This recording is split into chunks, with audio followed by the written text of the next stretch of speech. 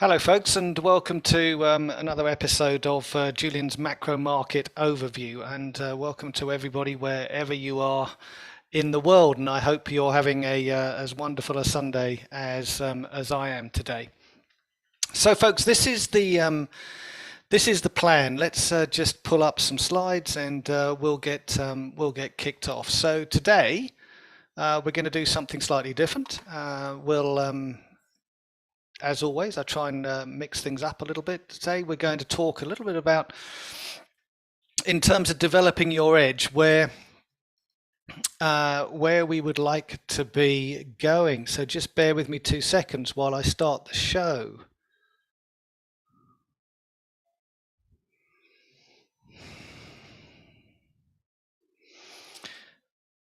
As always with these shows, we have to do the financial disclaimer beforehand. So just please remember, folks, that this is an educational show, and any positions that you take are your responsibility, and I can't be held responsible for any of the profits or losses that you may acquire as a result. This is, to reiterate, an educational show. So please, hope you learned something, and as always, we'll have the chat running in the background. So go ahead, folks, and ask me any questions as we go through. So today, what's it looking like today? In the world of developing your edge, what we're going to try and do today is we're trying to think about how we are going to separate you from the field of other traders. In the end, when I think about trading just in the round, really what I'm thinking about is how can I outperform other traders, because that's really what you have to do. You're not necessarily competing with the market. What you're competing with is a collection of other traders, and in competing with those guys or girls, then what you have to try and do is develop good habits to try and separate yourself from them. So this is really about developing your own edge, which comes down to the confidence to know that when you trade, you're trading effectively for both your methodology and also for the work that you've done in terms of risk management as well too. But the first thing you have to do when you learn to become a trader is you have to have a sound methodology, and you have to be applying it in the right market. For those of you that have listened to me talk in the past, you'll know that there are 3 core pillars of how I believe trading should be learned to manage. The first one is selecting the right market. So you've got to select the right stock, the right foreign exchange rate, or the right cryptocurrency that you're going to be trading. Then you have to get the timing right so that when you buy or sell, it just merely becomes a trigger decision and you don't have to think about it at all. So it's a purely quantitative decision. There's no qualitative element about it. There's no should I buy or shouldn't I buy. No, I've got a signal, therefore I'm trading. And finally, the third pillar is about management. So that's both trade management, which is making sure that you've got your stop losses in place and that you're sizing the trade correctly, and also broader risk management of your account, which says, wow, if I have a position in euro, dollar, in dollar yen, and in dollar CAD, do I not just have one position in US dollars? So you've got to try and recognize what you're doing and make sure that when you take those positions, they're not all correlated, they don't all move the same, which is quite hard to do these days because often we do have many highly correlated trades out there. Things seem to move together. So really what I'm trying to say with this is, and this is a great quote from Tiger Woods, nobody ever got good by not spending time in the dirt. Okay, so you've got to work on your game if you're a golfer, and equally the same rule applies to trading. You've got to do some homework. You can't just come into the profession and just go, I'll follow or I'll copy what somebody else is doing and all of a sudden I'll be successful. There's some time that you've got to spend, and you have to spend that time to find out what works for you.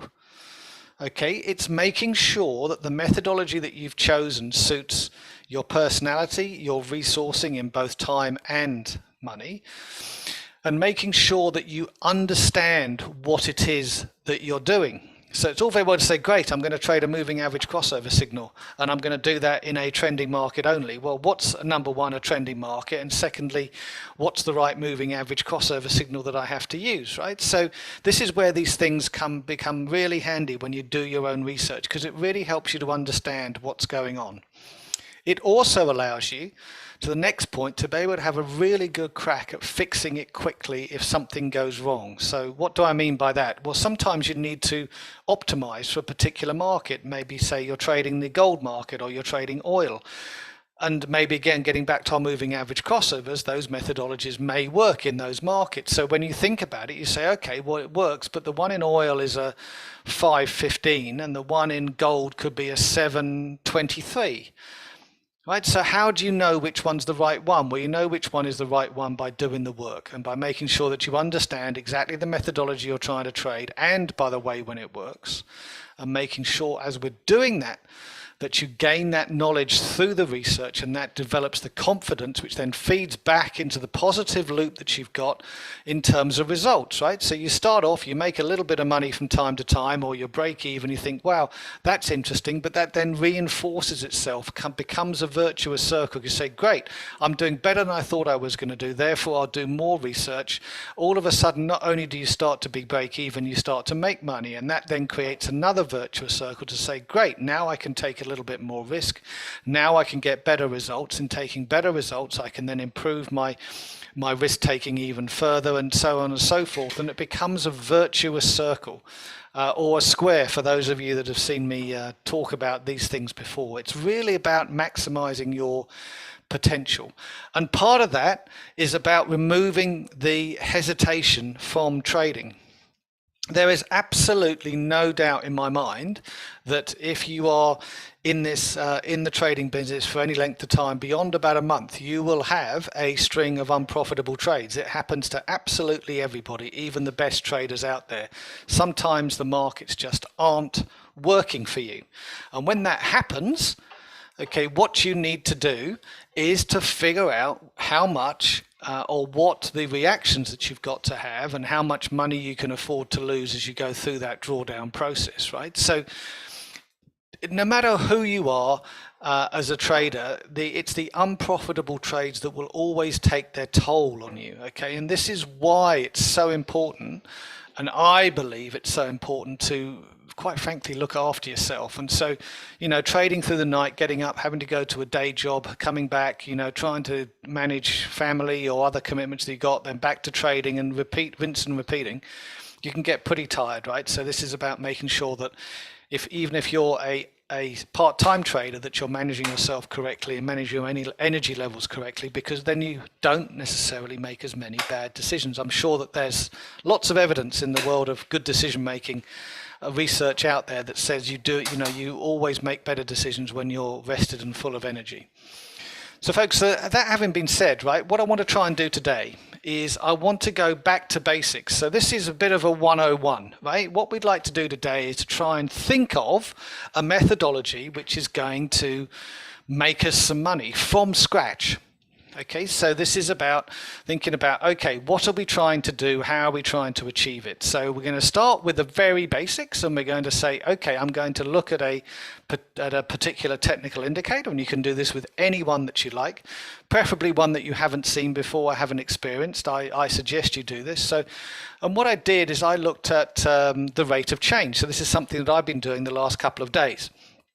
So when I thought of this seemed a very good idea at the time, and hopefully it'll prove this way as we go through the exercise. So the most important thing is that you need to build a system at the top line level, right? You need to build a system that is based on your personality. If you're somebody who likes to range trade, then make sure that your system is one that trades ranges the best. If you like to trade trends, you know, oh great, the market's going from A to B and it's resetting the price and I need to be on board that train, and that seems more exciting to you, then find a system that enables you to participate in that trend. Don't confuse one with the other, right? So we don't want to sort of have an oscillator of some description, right, that we use for trend trading or vice versa. So you need to make sure your system is appropriate for what you're trying to do. If you don't, then you're always on an uphill battle. And what it also enables you to do is to recognize when your system isn't working correctly. Because you say, well, hang on a second, I'm here, my system is a range trading system. So the market's clearly trending from A to B in a new, more aggressive way. So, right, I'm stepping back. I understand this isn't my time. I'm going to wait and be patient. And for those of you that think, well, why would you ever range trade? Because trend trading is far more exciting. Well, the answer is that range trading occurs about 70% of the time, and trend trading only occurs about 30% of the time. So, you know, it's actually a much better strategy to be range trading overall. However, that just doesn't suit everybody, and some people just like the excitement of the trend. So consequently, recognize that, fit it into your personality, and then realize that your risk decisions are going to be taken. You will make the bulk of your money if you're a trend trader about 1/3 of the time.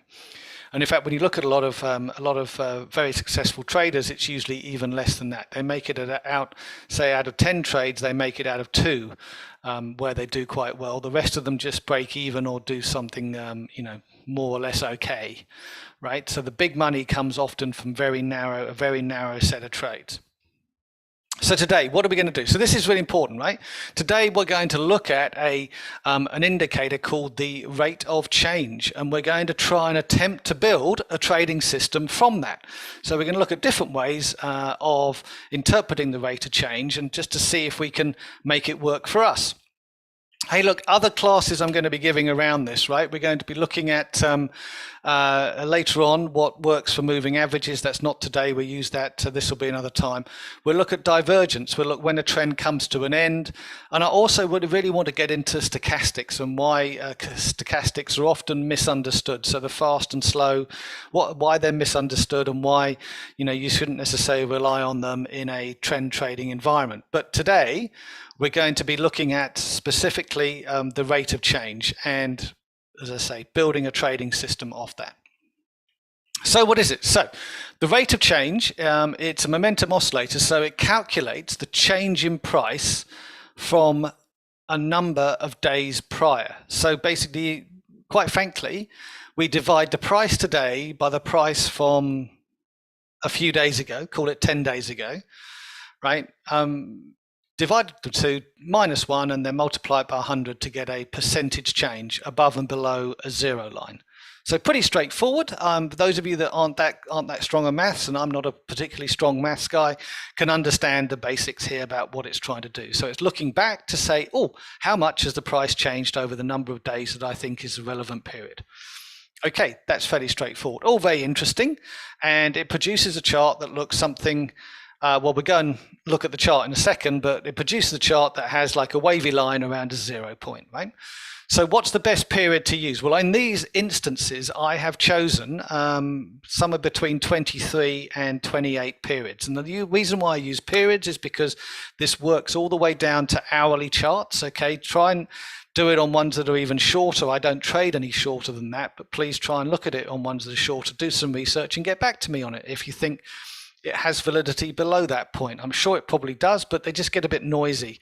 And so I'm always nervous about trading systems that work on anything less than hourly charts because they tend to come and go quite a lot. But please experiment. This is the whole point about spending, as I said earlier, spending time in the dirt, just thinking about this, doing some research, trying to build up your capabilities and make sure that you understand everything there is about this system. So what we're going to try and do is we're going to try and build a system. So here's an idea to start with, right? Why don't we start with a simple idea and we say, right, okay, right. So if the rate of change crosses above that 0 line in one direction or another, that will be a trading signal for us. And we're going to use it a bit like you'd use a Wilder volatility stop, right? So we will try and always have a position in the market. And if the rate of change crosses from negative to positive, we will be buying, and positive to negative, we will be selling. Okay, so fairly simple, fairly straightforward way of doing things. So let's have a quick look at what this looks like. So when you look at the chart, there's a number of different signals. Gosh, I hope you can see my arrow. It's a little small, but you can see here's some signals. So here's the first one down here. This is, what are we looking at? It's a chart of Ethereum, right? So this is a cryptocurrency, and we're looking at it on a 240 minute bar chart. So Here's the first time it crosses the zero line. We were looking at a period in this one of 28 periods for the rate of change, right? So, okay, at that point we're selling. So we're selling on the close here, not the open, we're selling on the close, right? And then we're buying it back again once it crossed back over again. So you can see here that we took a small loss. Now we're long. Okay, and we're long all the way through to the point at which we get another sell, which is down here. So we were sold out, which means we would have been profitable on this trade, but we'd have been in the trade for quite some time and actually, quite frankly, gave an awful lot back. Similarly, you could say that we go short again, and then I'm just trying to see it just for a day or two, and then we get long again, and that doesn't work out. I think we have an unprofitable trade there. Don't give away too much, but it doesn't last very long before we finally go short again, and that short survives all the way through to here. Again, don't really make much money. Can you see what's happening here? Okay, well, when you look at this, you're going, well, what I'm seeing here is this seems to get into my positions sometimes on time, but most of the time a little bit late. So why is that? Okay, so is this... And then let's have a think about this. Is this a lagging indicator? And guys, why don't you answer me? Sorry, if you're out there, folks, why don't we have a crack at answering the question? Is a momentum indicator a leading or a lagging or a coincidence? Sundar, you're one jump ahead of me. Thank you. Exactly. Thank you, everybody. So it's a lagging, and you're absolutely right to... Exactly right. It takes an average of the past. So how useful is that for us? Because it's what's happened yesterday or what's happened previously. So it's not very interesting. So what tends to happen here is just late. It's late to give us the sell signals. You're right. Sometimes it may well work. Okay, so one of the points, as Sudhir said, sometimes it may work. Absolutely, it could work. Will it be profitable overall? Honestly, I'm not even sure. Once I saw how late it was, well, I knew that this was going to be the case, I have to admit, because I've looked at these things before. So once I saw how late it was, and it was pretty obvious that you're giving up a lot of the trend, and that's how I like to think about it. So you're giving up a lot of the trend because it takes its time to give you a signal, and when it does, it's not very good. Okay, so if you think about this, there are times when it works out brilliantly. So there's a buy signal just here in Ethereum, which, by the way, is still running, which we got into just here. Okay, and it's still running and doing incredibly well, just to prove that it can indeed make some money some of the time. But is it as efficient as we could make it? So you go, well, maybe, but maybe not. So what other methodology can we use to apply to the rate of change? Because all we've really done is said, look, when it just crosses over the zero line, that's our methodology. It's pretty straightforward, pretty simple. I like simple, but maybe we can do a little bit better. So why don't we rethink our strategy here, right? And use the techniques that we know about from our technical analysis classes that we did in the day and say, well, I was told quite often that trend lines are important.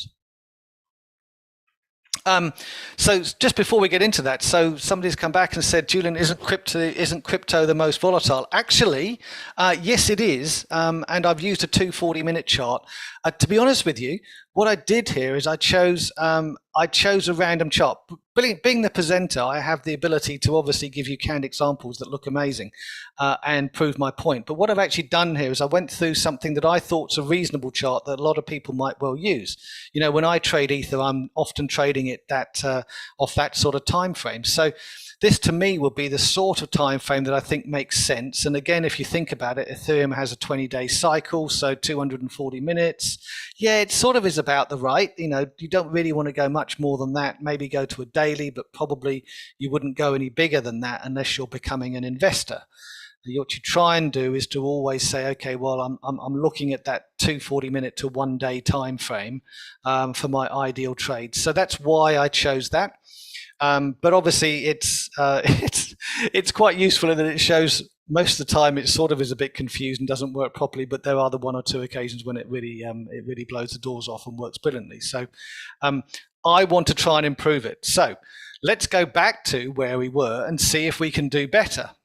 Okay, so now we're going to look slightly different chart. Okay, we can please Look at that ether chart as well too, the ETH chart if you want, and just see if you can make the same thing work, right? Because I'm pretty sure it will work there as well too.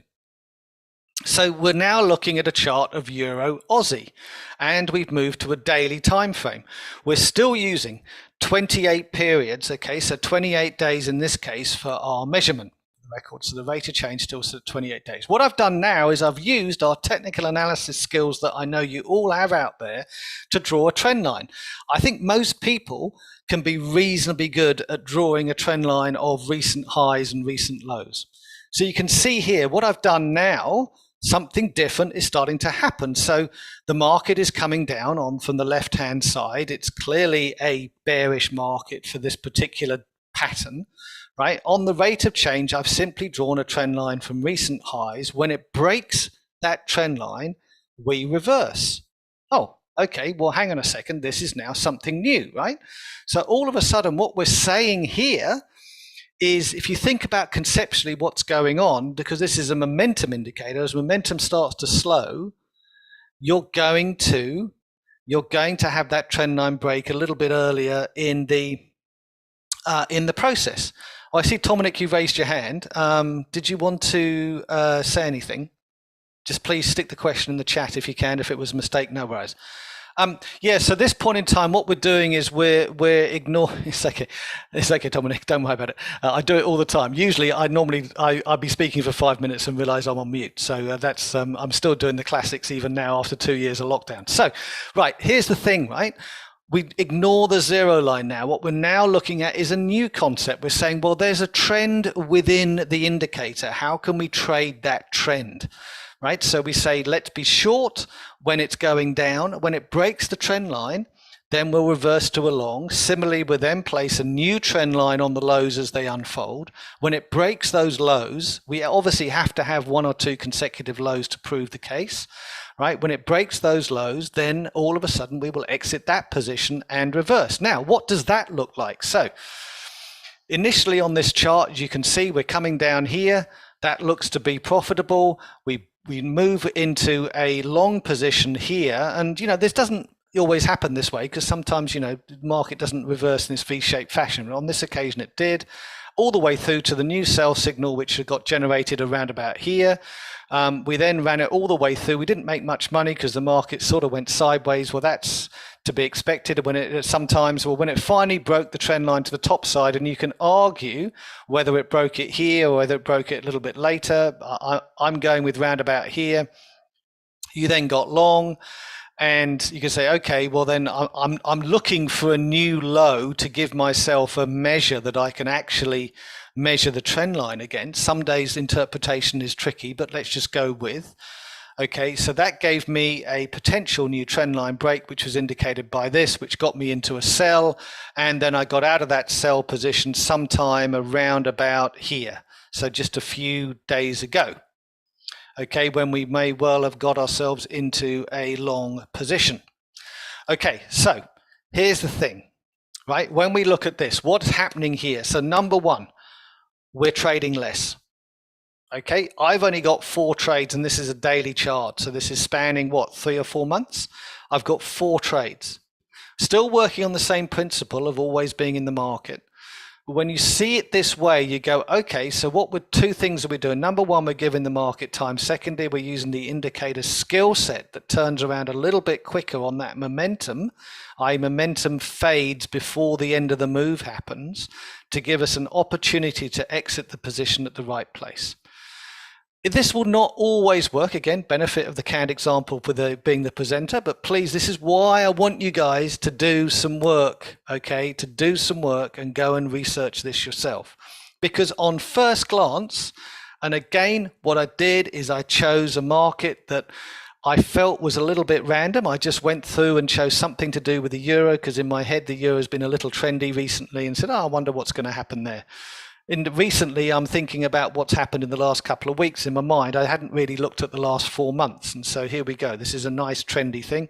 But as you can see, this is a profitable methodology. You've got, the first trade is clearly a winner. The second trade is clearly a winner. The third is probably around about break even to a small loss.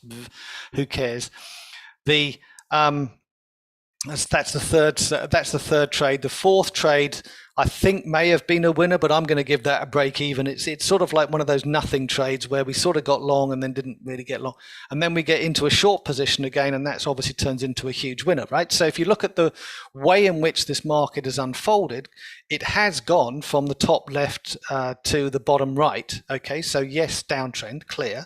However, it's been a bit bumpy along the way, and then finally threw up and descended quite quickly in the last couple of months or so in the middle, as people lost confidence in the euro because of the conflict in Central Europe. So what we're doing here is we're trying to look at this and say, well, is there any, we've got a lot of market states, right? The initial market state is a trend. Then we've got a reverse trend, and then we have a consolidation.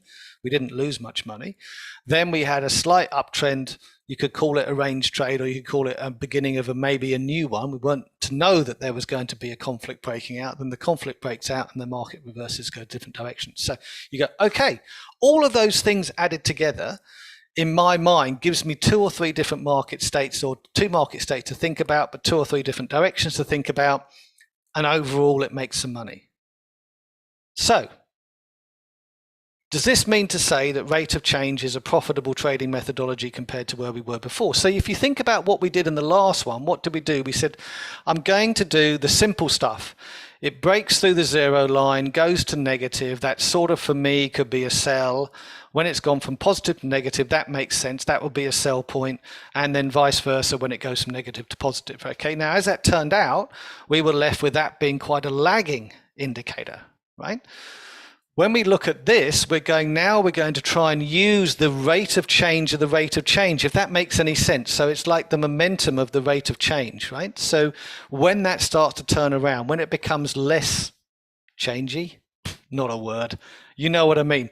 When the rate of change slows down and starts to reverse, it will break the trend line. So now we've turned what may be a lagging indicator into something which is looking at the current market and saying, oh, okay, there's the current market. Things seem to have slowed down a bit. The trend has been decelerating, and therefore subsequently it will break that trend line for me. Well, that's getting in a lot earlier than I was in the past. So it's going from lagging to more coincident. I wouldn't quite call it leading, but certainly a coincident indicator. And that way, funnily enough, my trading success starts to increase. So now you go, well, that's an interesting statement in itself. So what else can we do? I would suggest, because I haven't, but I would suggest you maybe want to look at thinking about an exponential rate of change. I wonder what that would look like, where you overweight the nearby numbers against the other numbers, right? So you have some kind of exponential methodology in there. Does that make it any better? Not sure. Need to think about that, right? So there's all sorts of different methodologies you can think about when you start to decompose what you've actually done to create a better set of trading signals. At a base level, hey guys, we're using simple technical analysis on an indicator and it seems to work. Okay, run with. In my world, of course, because I'm a bloke and I like to muck around with things, I'm thinking, well, maybe I can even try and make it better. Maybe we could think about adding a slight delay to the reversal. Okay, so when we do that reversal, we go from being short to being long. Maybe I don't go long straight away. What problem am I trying to solve there? Well, I'm trying to solve the false signals, because sometimes you may get false signals. So when do I know it's a proper signal? There may be an opportunity for me to add a slight delay of a couple of periods or something like that to maybe think about what that might look like. And then there's the other side of it by saying, well, hang on a second. I have been on a technical analysis course. I know how to draw trend lines. Number one. I also know a couple of patterns. And if I'm looking at either a bar chart or a candlestick chart, I can spot the excess point in the move. I can spot the hanging man or the shooting star or a ringed low formation on a bar chart. So if I can spot those things, maybe I can use some risk management. So what else could I do there, right? So again, what you're doing is you're maybe exiting a position a little bit earlier than before. Maybe the trend line is going to be your key indicator, but you may say, providing that I don't see X pattern unfolding in front of me earlier.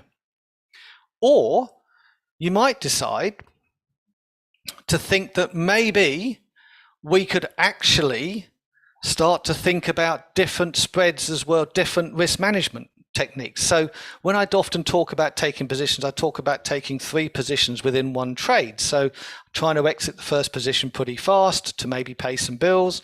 The second one, I try and exit on the first, if you like, retracement or trend line break or lack of momentum or whatever you want to call it. And the third position, I try and keep for as long as I can. Or maybe within that methodology, that 3-position methodology, we can apply that in this case to use the same entry and exit techniques, but use a better risk management in order to improve both the outcome of the trading system, but also use what we know about risk management to really help us to try and also turbocharge any type of trading signal. So what other things we can do, right? So if you look at the rate of change, so it tends to work especially well in spread markets. So if you think about oil, right? For those of you that know anything about the oil futures curve, again, it's a slightly technical thing. For those of you that haven't traded it before, then don't worry too much about it. But maybe currency pairs like Aussie Kiwi is another one, which is a bit of a slow mover, right? So where they're slow moving and they're trendy and they're slow moving, so they take some time, but the trends have a nice wavy pattern to them, a vague wavy pattern. This is when you can say this will work particularly well. So I can look at, after a while, having looked at quite a few markets with the rate of change, you get used to the ones that are going to work best with this methodology. We're back to that original thing that I was saying at the beginning, right? We're filtering. Okay.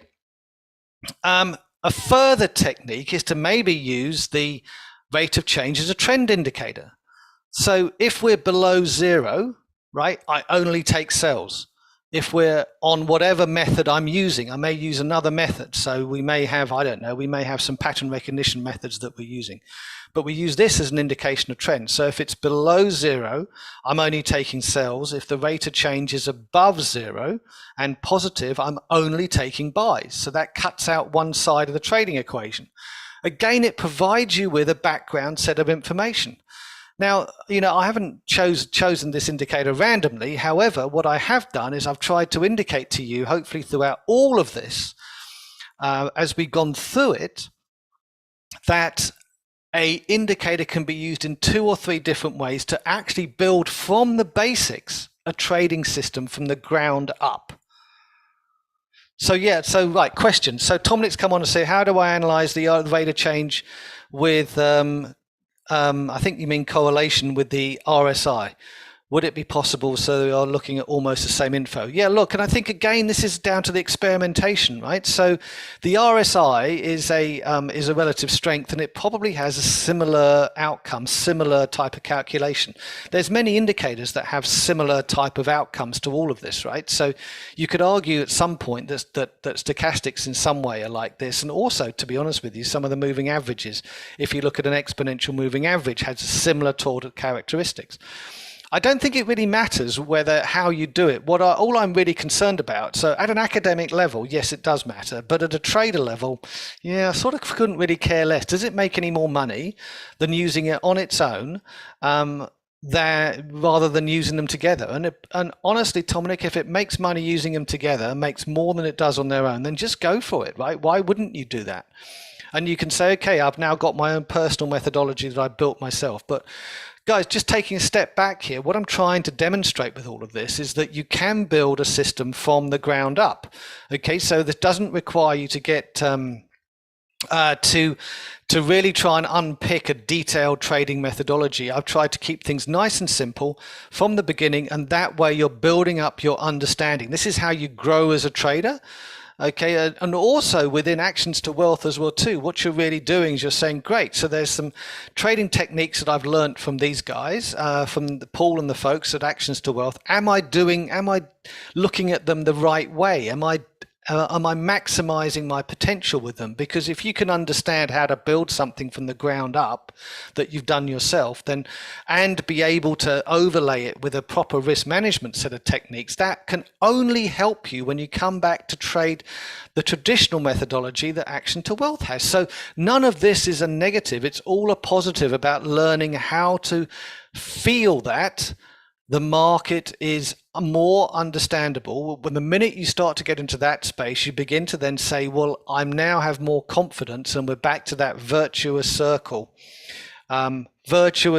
discussion to see how it works. Now, those of you who are quite good at spreadsheets and quite good at coding will find a way to be able to put this into a system to be able to back test it. Those of you that aren't, just do it the old fashioned way, right? Go and take a series of charts with a series of different time periods and do some testing in and out of what we call in and out of sample, basically random places, and try and see if you can make this work for you.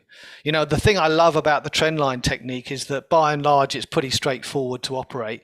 And equally, so's the one where you're really using it especially on spread markets as well too. So anyway, look, I'll leave that with you guys. I hope you find it interesting. Any questions, please feed them back to me as we go through the rest of the presentation, just looking at the current markets. But equally, you know, if you have some thoughts after you've reflected on it for a few days, then come back to me again. And if you have any questions, either ask your coach or get Paul to ask me directly, and hopefully I'll try and answer them for you. So I hope you found that useful. Always, right? I try and put this on every slide now. I used to have a great quote from a couple of the market wizards, but I'm just going to go back to the same thing. I prefer to use this one now. Whatever happens, guys, everything is in the price, especially these days. Okay, we're living in volatile times. Implied and historic volatility in the markets is about as high as it's been for a number of years. That means that when you hear the word volatile, what does that mean? It means that as a trader, as volatility increases, you need to decrease your time frames. Okay, so if you're normally a day trader and the markets get more volatile, so volatility goes from 15% to 30%, for instance, you would look to move down to a 240-minute or an hourly chart. As volatility decreases, markets become less volatile, then you widen your time frame and you go from 240 minutes or hourly chart to a daily chart. And similarly, if it's dead quiet, then you look at weeklies. Okay, now why do we do that? Because that's where we can manage our risk in the most effective way. Okay, but whatever you do, price is king. And just to comment on that, so the volatility in some parts of the oil market is currently running at 80% at the moment, when traditionally it's normally 30%. So if you think about what that means, that's more than twice as volatile, almost 3 times as volatile as it used to be. And do you remember that day a few days ago when oil fell $22 in one session? Absolutely insane. That's like a year's move in one day. Just goes to show you what happens. And for those of you who are scientists, you realize that 80% volatility means a slightly more arithmetic increase in actual price movements. But I won't get into that. That's discussion from the day. Science question. Right, so just a key thing for me is finding out what the world looks like is really not hard. Knowing what to do as a result is also not hard. Knowing when to do it is really hard. I don't think that this quote has had a more appropriate time to be said than it is at the moment. Okay, for those of you that try and trade the oil markets, you do so with tremendous risk. Please understand that. And also, I think some days an awful lot of hope. It's exciting. And you can make money doing it, but you have to be very confident of your risk management. So guys, let's go and look about, I know as always, we run out of time on this show. We're going to scoot through what I call the Super 6. I'd like to call it the Super 7 and talk about Ethereum, but we covered that earlier. And for those of you that have noticed, Ethereum is trading within a trading range and we're getting back to the top of it. If I have a chart of it, great. But if we don't, please go look at it. You'll see that major resistance level that we're just heading up to right now on the dailies. And the question is, are we going to break through it and start a new upward trend that could be more sustainable, or are we just going to reverse and go back down again? Big question. Okay. So when we look at the Super 6, as always, we have a couple of currencies in there, a couple of commodities with oil and gold, S&P 500 and the US Treasury bond yield, because it's the granddaddy of interest rates and by far and away the most important thing driving our markets at any point in time. The conclusion, I'm going to give you the conclusion before we start. The US dollar, right, at the moment, is this a bear market bounce or a new trend having started? Honestly, with hostilities still going on and the risks inherent in it, at the moment, I'm going to call it a bear market bounce, and we've got back again almost to resistance on this, and we'll have a look at that in a second. However, what is interesting is that dollar yen is breaking out. This is not what everybody thought, right? Everybody thought there was meant to be a flight to quality when there's a conflict. Well, in fact, the opposite happened. Dollar yen has rallied. When I look at the commitment of traders, it appears to me that people are getting shorter and shorter of dollar yen on a commercial basis. And that means that if there is going to be a fall, and this is going to be a trend reversal, it will be quite sharp and quite sudden when it does occur. So those of you that are trading it as a war trend or a conflict trend to the upside, just remember you're taking on some big risks if this does start to reverse. And finally, the last point I've got is the Aussie dollar. I've been talking bullish for this for some time. That seems to be intact, and that bull trend is just beginning to get going. So let's have a look at the euro. Here we go. Nice and simple, guys. Looking at the daily chart, you can see this. The blue line is pretty much giving us the complete picture. We are trading below major support. Whilst we're trading below major support, what is the conclusion? We are still in a bear market. We need to see more price action. On the downside, have we had that really dramatic higher low? Well, the answer is not really, because we do have a higher low down here. You guys can all see that down here. Okay, but that only happened 4 days. I think we're daily 4 days after the initial low. That for me actually says more of a flag than it does say a major reversal. So from a technical analysis point of view, I'm still calling this down, but I do respect the fact that it's, sitting quite comfortably above the 109 area, right? So see what happens. We know that 111.50 is about the major resistance area, and I would be thinking about what to do if the market got up there. Possibly if it remains as an intermediate top, obviously that proves the case that the market's probably clearly got another leg down to go. Here's the yen. Looking at dollar yen, guys, nothing we can do here. It's from the lower left to the upper right. This is an uptrend, and if you look at the longer term chart, you can constantly see these lower highs all the time. There's one here, there's one here, there's one major one here, there's one major. This is a bull market, right? This is a definition, and then finally we have the breakout to the new high. I don't know how far this is going to go. Like I said, I remain skeptical. However, don't fight it. It's a bull trend. Trade it that way. I don't think anybody needs me to add any work to that analysis that we see on the screen. And here's the Australian dollar. It's one of my favorites. This is a currency which I believe has been basing. You can see this, a low here, then we had another low here, and we have finally had a higher low here that has led to a complete acceleration of the Aussie dollar off that position. So classic ring low formation, absolute classic ring low formation at 72 cents, and then the market very quickly within 3 days now finds itself trading at 74 cents, a 3% move, pretty fast, pretty quick. The bull trend is intact. What do we have to do to break that bull trend? We have to get back to 72 cents and break it. In the meantime, 3 strong uptrends. That looks to me to be pretty solidly up, if you ask me, for the time being. So oil and commodities. When we look at the conclusions I'm going to draw, so again, I'm doing conclusions first, right? What I'm saying here is, was that the second major advanced leg of the secular bull market? So normally the market tends to have 3 major waves, and I think we've probably seen wave 2. So that is me implying there's more to come on the top side. I think there probably is. I don't know how that's going to unfold or when, but we can say, because so much is uncertain at the moment, but we can take a line from where we are now as if this conflict remains unresolved in 2 to 3 months' time. Sanctions are still in place. It doesn't take a rocket scientist to understand that we're probably a little bit short of oil as a world collectively, if we're not going to include the Russians, and you can't suddenly switch on everybody else's oil wells very quickly. So it will be likely that oil will continue its bull run in fits and starts, and probably with less volatility, but it will continue its bull run going forward.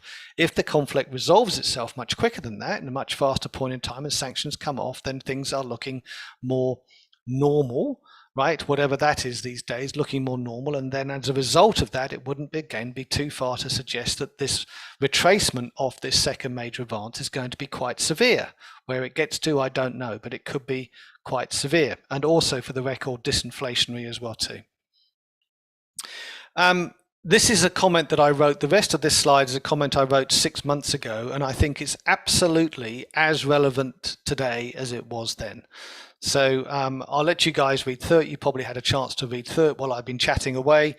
So I'm just going to continue with the upside. Price risks remain as long as the supply changes are static. And there's the key thing. At the moment, we're seeing increased margins in a lot of commodity products. Refiners are making a tremendous amount of money in pretty much every single market, randomly: steel, aluminium, and energy production, just the three that springs to mind. As a result of that, is that trend going to continue? Well, it sort of continues till either demand drops or supply increases. So, how long is a piece of string? So when we look at the oil market, and hence the reason why I put down here is the trend over. So you can see that as we've sort of run up, we've had the first major wave of these two bumps in the road here.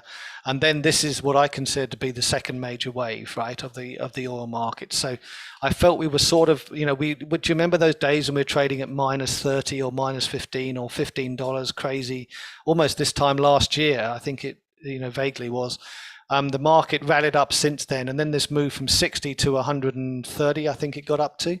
Roughly about 130 was very quick in some time terms, although it did take 4 or 5 months, obviously much quicker at the end. That suggests to me that there's been a short-term blow off top, which you could argue is there when we look at this on the daily chart, but all of the fundamentals for this market remain tightly constrained. And so, you could conclude until those fundamentals shift, the market isn't going to go down very far. All it really did when it moved from 130 down to 90 over the course of some incredible price action in 5 days is really just went back to the major support level. And if you unpick this and go down to a 240-minute chart, you'll see there's some quite interesting buy signals that have appeared in that market in the 240-minute range, which makes sense because it's got an 80% implied vol, right? So that's why you'd be looking at the shorter time frames to maybe put trades on. For me, oil is, because I'm a part-time trader these days, it's a little bit too volatile for me to trade on a daily basis. I've had a couple of positions and I made money out of both of them, but more through luck than judgment, I think. Because I happened to catch the overall trend both up and down at that point.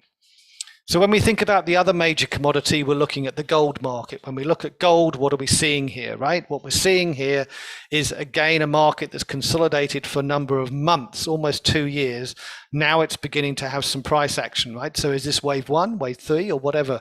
I view this as probably being wave 1. I think we've got a lot more to go in gold. I just don't know how it's going to unfold.